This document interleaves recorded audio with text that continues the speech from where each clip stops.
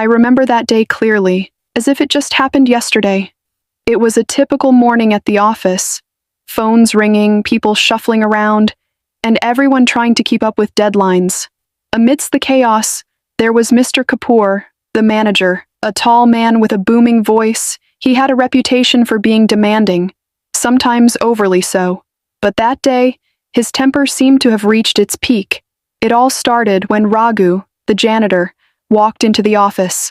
Raghu was a quiet man in his late 40s, always dressed in simple, clean clothes. He wasn't the kind to mingle much, but he always had a polite smile for everyone.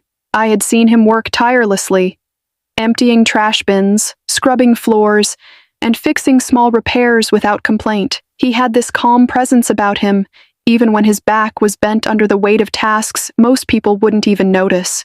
Raghu was cleaning the hallway near Mr. Kapoor's office when it happened. Kapoor stormed out of his cabin, barking orders to the staff, and tripped over Raghu's mop. It was a minor stumble, but Kapoor reacted as if it was a personal attack. "Can't you watch where you're going, Raghu? What is this, a circus?" he yelled, his face red with anger.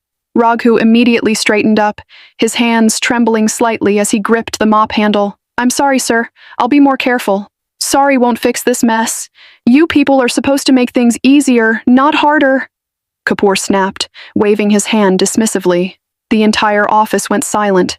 People stared, but quickly looked away, pretending to be busy. Raghu lowered his gaze and quietly resumed his work, but I could see the hurt in his eyes. The next few days, Raghu went about his job as usual, though something about him seemed different.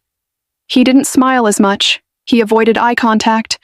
I wanted to say something to him, but before I could, an unexpected announcement shook the entire office. The company had been sold to a new owner. Whispers filled the air. Who was this new boss? What changes would he bring? We were all asked to assemble in the conference room for the introduction. When the new owner walked in, I could feel the room hold its breath. Dressed in a crisp suit, he looked confident, yet approachable. But what shocked everyone, especially Mr. Kapoor, was that the new owner was none other than Raghu. Kapoor's jaw dropped. "Raghu," he stammered, unable to hide his disbelief.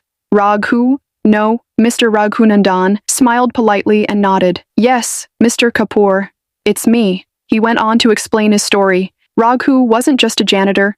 He was the son of the company's original founder. Years ago, due to personal reasons, his family had to step away from the business, but Raghu had always wanted to learn about every aspect of the company from the ground up. So, he took on the role of a janitor, observing how the business was run and how people were treated.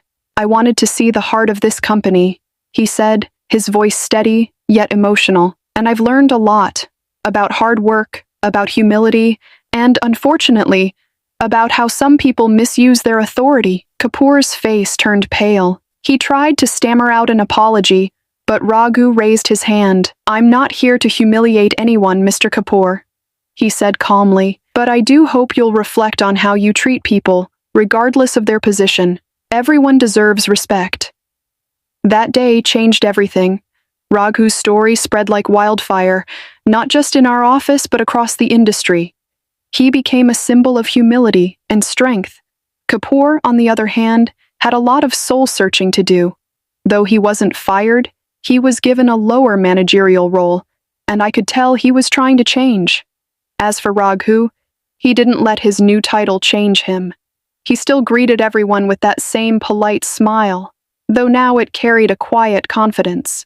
Whenever I saw him, I couldn't help but feel inspired. Sometimes, life has a funny way of teaching us lessons. That day, we all learned one. Respect isn't about titles or positions. It's about recognizing the humanity in everyone.